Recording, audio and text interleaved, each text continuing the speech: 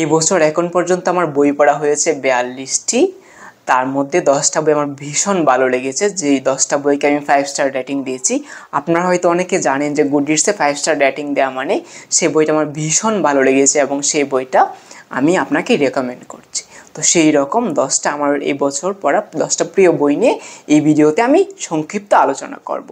তো প্রথম যে বইটা আমার ভীষণ ভালো লেগেছে সেটা হচ্ছে ইন আদার ওয়ার্ডস ঝুম্পা লাহিড়ীর। এটা হচ্ছে লেখকের ইতালিয়ান ল্যাঙ্গুয়েজ শেখার যে জার্নি, সেই জার্নিটা লেখক এখানে শেয়ার করেছেন এবং লেখক এই বইটা লিখেছেন ইতালিয়ান ল্যাঙ্গুয়েজে, তারপর অন্য একজন অনুবাদক এই বইটা অনুবাদ করেছে। তো একটা ল্যাঙ্গুয়েজ শেখার জার্নিতে যে আমাদের কতটুকু পরিশ্রম করতে হয়, আমাদের কতটুকু যন্ত্রণা সহ্য করতে হয়, কতটুকু অপমানের শিকার হতে হয়, হ্যাঁ, এবং ল্যাঙ্গুয়েজ শেখার জন্য যা যা প্রয়োজন, অথেন্টিক পাথ কোনটা, এবং আমাদের কীভাবে একটা ল্যাঙ্গুয়েজ শিখতে হবে। যেমন এখানে রাইটার প্রথমে ডিকশনারি দিয়ে শুরু করেছে, তারপর নোট খাতা, তারপর ডায়েরি যেখানে গল্প লিখেছে শব্দ দিয়ে, ইতালিয়ান শব্দ দিয়ে। হ্যাঁ, তো একটা ল্যাঙ্গুয়েজ শেখার জার্নিতে কী প্রয়োজন, আমরা কীভাবে ল্যাঙ্গুয়েজ শিখতে পারি। আমরা হয়তো অনেকে ইউটিউবে বিভিন্ন ভিডিও দেখি মোটিভেশনাল, যে how to learn foreign language, কিন্তু আমরা যদি একটা ফিকশন বই পড়ি ল্যাঙ্গুয়েজ শেখার জার্নি নিয়ে, একটা গল্প পড়ি, তাহলে কি আমরা ভালোভাবে জানতে পারবো যে একটা ল্যাঙ্গুয়েজ শেখার জন্য আমাদের কী করতে হবে।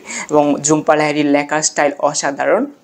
এখানে ফিকশনের আদলে আপনারা নন ফিকশন পড়তে পারবেন এবং এই বইটা পড়ার পরে আপনার যে কোনো ভিন্ন একটা ল্যাঙ্গুয়েজ শেখার প্রতি আপনাদের ভালোবাসা তৈরি হবে এবং ল্যাঙ্গুয়েজ শেখার সঠিক প্রক্রিয়াটা আপনারা জানতে পারবেন। খালিল জিব্রানির দ্য প্রফেট এমন একটা বই যেটা আপনার পার্থিব এবং অপার্থিব জীবনের সবচেয়ে নির্মম এবং গোপন প্রশ্নগুলোর সহজ এবং সুন্দর উত্তর দিবে।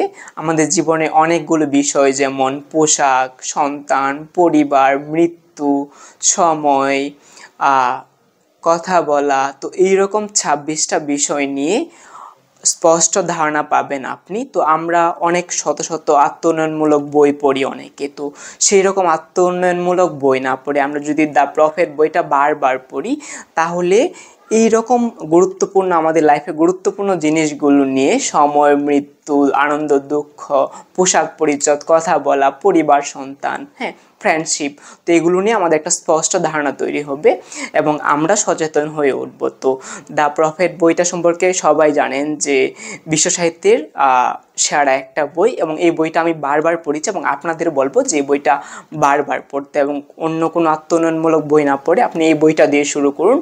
কবিতার আদলে এক একটা চ্যাপ্টার 1 পৃষ্ঠা করে, অনেক ভালো একটা বই। তো এই বইটা আমি আপনাকে রেকমেন্ড করছি। জীবনানন্দ দাশের উপন্যাস মাল্যবান। আমরা হয়তো অনেকে জানি যে জীবনানন্দ দাশ তার জীবনের, তার সময়ের, তার সমাজের নগ্ন বাস্তব চিত্রগুলো আমাদের সামনে তার কবিতায়, তার উপন্যাসে প্রকাশ করেছে। জীবনানন্দ দাশের কবিতা হয়তো আমরা অনেকে পড়ি, কিন্তু অনেকে এটা জানিও না যে জীবনানন্দ দাশ অনেক উপন্যাস লিখেছে। হ্যাঁ, তো মাল্যবান উপন্যাসে জীবনানন্দ দাশ তার নিজের কথা যেমন লিখেছে, তেমনি আমাদের বাঙালির একটা ঐতিহ্য, আমাদের পারিবারিক দাম্পত্য, অসুখী দাম্পত্য জীবন এখানে নির্মমভাবে প্রকাশ করেছে। এবং জীবনানন্দ দাশের গদ্যগুলো একটু পড়তে অসহ্যকর লাগবে যদিও, কিন্তু আমাদের জীবনানন্দ দাশের গদ্য থেকে অনেক কিছু নেয়ার আছে এবং আমাদের সবারই জীবনানন্দ দাশের উপন্যাসগুলো পড়া উচিত। তো এই উপন্যাসে আমরা একটা দাম্পত্য, অসুখী দাম্পত্য সম্পর্ক পাবো, যেটা আমাদের বাঙালি সমাজে বিরাজমান। সকল পরিবারেই 70% পরিবারেই এটা আছে যে আমাদের পরিবারগুলো অসুখী। সেটার মূল কারণ হচ্ছে অর্থনৈতিক অসচ্ছলতা এবং আমাদের দাম্পত্য জীবনের, অসুখী দাম্পত্য জীবনের জন্য আমাদের পরিবার যে সন্তানগুলো আছে তারাও ঠিকমতো তাদের শৈশব কৈশোর বেড়ে ওঠে না এবং তারা ভবিষ্যতে ভালো মানুষ হয়ে গড়ে উঠতে পারে না এবং তাদের যে শৈশবের ট্রমাটা তাদের অনেক আঘাত করে। তো এই দাম্পত্য জীবন নিয়ে এত সুন্দরভাবে নির্মম সত্যগুলো, সমাজের সত্যগুলো, ওই সময় জীবনানন্দ নিজের জীবনেরও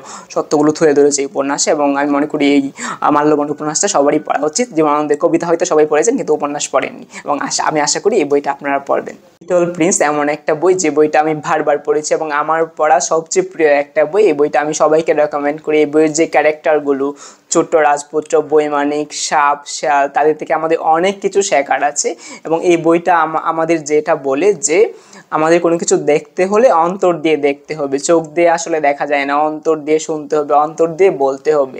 এবং এই বইটা পড়ে যদি আপনার ভালো লাগে তাহলে বুঝতে হবে যে আপনি আদতে একজন শিশু আছেন এবং আমরা জানি কি শিশুরা ফেরেশতা হয়, আপনি একজন ফেরেশতা আছেন, তাহলে কি আপনি পৃথিবীটা সুন্দরভাবে উপভোগ করতে পারবেন। কিন্তু বইটা পড়ে যদি আপনার ভালো না লাগে তাহলে বুঝতে হবে যে আপনি বড় হয়ে গেছেন এবং আপনার জন্য আমি খুবই দুঃখিত। আমরা অনেকে যেটা করি, কাউকে চেনার ক্ষেত্রে আমরা তার পোশাক পরিচ্ছদ, তার একাডেমিক স্ট্যাটাস, তার ফ্যামিলি স্ট্যাটাস সেগুলো দেখি, তার সম্পদ কেমন আছে, কিন্তু সেটা ভুল।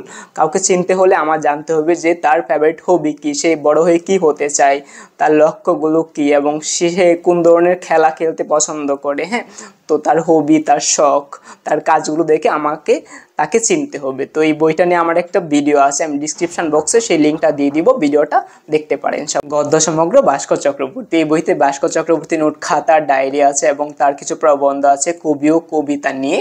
তো ডায়েরি এবং নোট খাতাতে এক দু লাইনে তার বিভিন্ন পাঠ প্রতিক্রিয়া, বিভিন্ন লেখক কবি সম্পর্কে কিংবা বই সম্পর্কে প্রতিক্রিয়া এবং তার দিন যাপনের দিনলিপি প্রকাশ করেছেন এক দুই লাইন। এবং জীবনানন্দ দাশ সম্পর্কে যেটা লিখেছে, যে জীবনানন্দ দাশের কবিতা আমাদের জন্য যেমন গুরুত্বপূর্ণ, তেমনি তার লেখা গদ্য, ছোট গল্প, উপন্যাসও সমান গুরুত্বপূর্ণ। আবার রবীন্দ্রনাথ ঠাকুর সম্পর্কে লিখেছে যে সুস্থ এবং সুন্দর জীবনের জন্য আমাদের রবীন্দ্রনাথ ঠাকুরের কাছে ফিরে আসতে হবে। এবং শক্তি চট্টোপাধ্যায় সম্পর্কে লিখেছে, জীবনানন্দ দাশ যেমন আমার প্রিয়, তেমনি শক্তি চট্টোপাধ্যায় আমাদের কাছে সমান প্রিয়। এবং শঙ্খ ঘোষ সম্পর্কে লিখেছে যে শঙ্খ ঘোষ আমার পথ চলার পথ প্রদর্শক। এবং এইখানে যে কিছু গদ্য আছে, স্বয়ংদান, যেটা আলাদা বই পাওয়া যায়। তারপর প্রিয় সুব্রত, একটো দুটো, অন্ধকার। তো এইরকম গদ্যগুলো যেগুলো আমার ভীষণ প্রিয়, গদ্যের প্রতিটা লাইন আমাকে এত আনন্দ দেয়।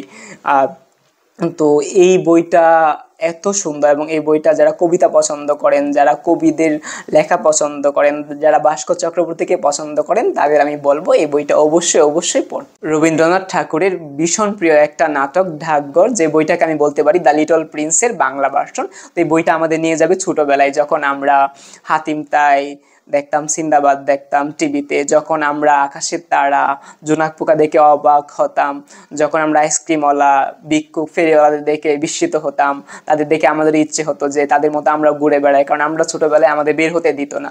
এবং আমরা ছোটবেলায় ফিরে যাবো এবং আমরা বুঝতে পারবো যে ছোটবেলাটা কতটুকু আনন্দ। ডাকঘর নাটকটা দ্বিতীয় বিশ্বযুদ্ধকে ভীষণভাবে প্রভাবিত করেছে। এবং 1933 সালে আপনারা হয়তো অনেকে জানেন যে হিটলার রবীন্দ্রনাথের সমস্ত রচনা নিষিদ্ধ করেছিল, হ্যাঁ, জার্মানিতে। তো এই ডাকঘর নাটক দ্বিতীয় বিশ্বযুদ্ধে কীভাবে প্রভাব ফেলেছে সেটা নিয়ে একটা গল্প বলি। তো পোল্যান্ডের রাজধানীতে একটা অনাথ আশ্রম ছিল, সেই আশ্রমের যেই দায়িত্বে ছিল সে হচ্ছে ডাক্তার করসাক। তো তার এখানে যেই নাসি বাহিনী তারা বলে যে তোমাদের কনসেন্ট্রেশন ক্যাম্পে যেতে হবে 1 মাস পর। তখন কি হয়, তো তারা চিন্তায় পড়ে যায় কীভাবে তারা যাবে, কারণ কনসেন্ট্রেশন ক্যাম্পে যাওয়া মানে তো মৃত্যু, তো কীভাবে তারা সহজে মৃত্যুকে বরণ করবে। তো কী করে, সবাই মিলে ডাকঘর নাটকে রিহার্সাল করার পর তারা যখন নিমন্ত্রণ আসে, যে কনসেন্ট্রেশন ক্যাম্পে যাওয়ার ডাক আহ্বান আসে, তখন কি করে, তারা হাসতে হাসতে, তারা নাচতে নাচতে, গান গাইতে গাইতে তারা মৃত্যুর দিকে এগিয়ে যায়। তো ডাকঘর নাটক তাদের কি মৃত্যুর সুখটা ভুলিয়ে দিয়েছে, তারা সব কিছু সহজে বরণ করতে শিখে গেছে। তো ডাকঘর নাটকটা খুবই ছোট একটা নাটক, তো আশা করি সবাই পড়বেন। এদুয়ার্দো গালেয়ানোর বই আয়না বা মিরর্স, এখানে অনেকগুলো ছোট ছোট গল্পের মাধ্যমে ইতিহাসের শিরা উপশিরা উন্মোচন করেছে। এদুয়ার্দো গালেয়ানো একজন ঐতিহাসিক, লাতিন আমেরিকার এবং উরুগুয়ে সাংবাদিক। তো তার ইতিহাস বিষয়ক অনেক গ্রন্থ আছে, যে গ্রন্থগুলো অন্যরকম। ছোট ছোট গল্পের মাধ্যমে তিনি ইতিহাসের অনেক দিকগুলো প্রকাশ করেছে। যুদ্ধ, তারপর পৃথিবীর ইতিহাস, মানুষের ইতিহাস, ব্যক্তি স্বাধীনতা, মানুষের কষ্ট দুঃখ, মানুষের যন্ত্রণা, সেগুলো তিনি এখানে বৈষম্য, এখানে এই বইয়ে ছোট ছোট গল্পের মাধ্যমে প্রকাশ করেছেন। এবং তার আরেকটা বই আছে চিলড্রেন্স অফ দ্য ডে, তো সেই বইটার মধ্যেও অনেকগুলো ছোট ছোট গল্পের মাধ্যমে, দিনলিপির মাধ্যমে ইতিহাসের শিরা উপশিরা উন্মোচন করেছেন। তো ইতিহাসকে ভালোভাবে জানতে চাইলে আপনাকে দ্য মিরর বইটা পড়তে হবে। এবং এই বইটা নিয়ে আমার ছোট একটা ভিডিও আছে আমার ইউটিউব চ্যানেলে, আমি ডিসক্রিপশনে বক্সে এই লিঙ্কটা দিয়ে দিব, যারা দেখেনি তারা দেখতে পারেন। সুনীল গঙ্গোপাধ্যায়ের সনাতন পাঠক সংগ্রহ, এখানে 124টার মতো প্রবন্ধ আছে, যেগুলো লেখা হয়েছিল 1960 থেকে 1964 সালে বিভিন্ন সাময়িকীতে, বিভিন্ন পত্রিকায়। তো ওই সময় সুনীল বিভিন্ন বই পড়ার পর, বিভিন্ন রাইটারের জীবনী জানার পর, তার যে তাৎক্ষণিক প্রতিক্রিয়াগুলো আসতো সেগুলো বিভিন্ন পত্রিকায় লিখে পাঠাতো ডাক নামে, ছদ্ম নামে, সনাতন পাঠক নামে। হ্যাঁ, তো এই যে সংগ্রহটা আমাদের জন্য অনেক গুরুত্বপূর্ণ, কারণ আমরা যারা বুক রিভিউ লিখি কিংবা সাহিত্য সংস্কৃতির বিভিন্ন দিক নিয়ে আলোচনা করতে চাই, তাদের জন্য এই বইটা বাইবেল হিসেবে কাজ করবে। আমরা জানি যে সুনীল গঙ্গোপাধ্যায় কবিতা, উপন্যাস, ছোট গল্প, সাহিত্যের সকল শাখায় অনেক গুরুত্বপূর্ণ ভূমিকা রেখেছে। এবং এই বইটাও আমাদের জন্য অনেক গুরুত্বপূর্ণ একটা ভূমিকা রাখবে। এবং এই বইটা আমরা যারা পড়বো, মানে যারা বুক রিভিউ লিখে অভ্যস্ত, যারা বই নিয়ে আলোচনা করতে আগ্রহী, তাদের জন্য এই বইটা অবশ্য পাঠ্য বলে মনে। শহীদুল জহিরের জীবন ও রাজনৈতিক বাস্তবতা, আমি পড়েছি শহীদুল জহিরের উপন্যাস সমগ্র থেকে। তো এই বইতে শহীদুল জহির তার জাদুকরী ভাষায়, জাদু বাস্তবতায় আমাদের সামনে রাজাকারদের মনস্তত্ত্ব খুব সূক্ষ্মভাবে প্রকাশ করেছে। যে বইটা পড়ার পর আমরা রাজাকারদের যেই নেগেটিভ যেই ভূমিকা ছিল মুক্তিযুদ্ধের সময় এবং মুক্তিযুদ্ধের পর তারাও যে রাজনীতিতে এসেছে এবং রাজনীতির সাথে হাত ধরাধরি করে তারা যে আমাদের দেশটা ধ্বংসের পথে নিয়ে গিয়েছে, সেটাও আমরা জানতে পারবো। হ্যাঁ, চারিং ক্রস রোড, হেলেন হ্যান। তো এই বইয়ে একজন বই বিক্রেতার সাথে একজন বই পোকার সম্পর্ক খুব সুন্দরভাবে উপস্থাপন করা হয়েছে। এবং এই বইটাকে আমরা আমেরিকা এবং ইংল্যান্ডের গল্পও বলতে পারি। ইংল্যান্ডের একজন যে বই বিক্রেতা, সে আমেরিকার একজন বই পোকা লেখক, তার কাছে বই বিক্রি করে এবং সেই যে লেখক যে বই কিনে, সে এমন বই কিনে যে বইটা পড়ে তার ভালো লাগে এবং বইটা হতে হবে $5 কম। তারপর নিউ ইয়র্কে কোনো ভালো বই সে খুঁজে পায় না, এন্টিক বই। তারপর সে একটা বিজ্ঞপ্তি দেখার পর সে যে চারিং ক্রস রোডের যে বুকশপ, হ্যাঁ, মার্কস অ্যান্ড কোম্পানি, সেখানে চিঠি লেখার পর সেই বুকশপের ফ্রাঙ্ক ডোয়েল তাকে 20 বছর যাবৎ 1949 থেকে 1969 তাকে এন্টিক বইগুলো $5 কম মূল্যের বইগুলো দেয়। এবং তাদের মধ্যে বুকশপের সবার সাথে হেলেন হ্যান লেখক, তার একটা হার্দিক সম্পর্ক তৈরি হয়। এবং এই বইটা নিয়ে মুভি হয়েছে, নাটক হয়েছে, রেডিওতে শো হয়েছে। তো ইংল্যান্ডের বই প্রকারদের অনেক মাতামাতি হয়েছে। তো এই বইটা নিয়ে আমার একটা সংক্ষিপ্ত ভিডিও আছে, আপনারা দেখতে পারেন, ভালো লাগে। এবং এই বইটা আপনারা পড়তে পারেন। 10টা বই নিয়ে কথা বললাম, সেই 10টা বই আবার রিক্যাপ করছি। একটা হচ্ছে শহীদুল জহিরের জীবন ও রাজনৈতিক বাস্তবতা, আমি পড়েছি উপন্যাস সমগ্র থেকে, পাঠক সমাবেশ থেকে প্রকাশিত। আর একটা হচ্ছে আয়না, এদুয়ার্দো গালিয়ানো, এটার ইংরেজি নাম হচ্ছে মিরর্স। গদ্য সমগ্র ভাস্কর চক্রবর্তীর। The little prince Exupery, Jibanananda দাশের মাল্যবান উপন্যাস। দ্য প্রফেট খালিল জিব্রানের। তারপর হচ্ছে রবীন্দ্রনাথ ঠাকুরের ঢাকঘর, সনাতন পাঠক সংগ্রহ সুনীল গঙ্গোপাধ্যায়ের। তারপর 84 চারিং ক্রস রোড। এই 10টা বই। তো আশা করি এই 10টা বই আপনারা পড়বেন, আপনাদের ভালো লাগবে এবং কোন বইটা ভালো লেগেছে পড়ে আমাকে পরবর্তীতে জানাবেন, আপনাদের রুচি অনুযায়ী বইগুলো পড়বেন। তো দেখা হবে পরবর্তী ভিডিওতে। Happy watching, see you next video, tata.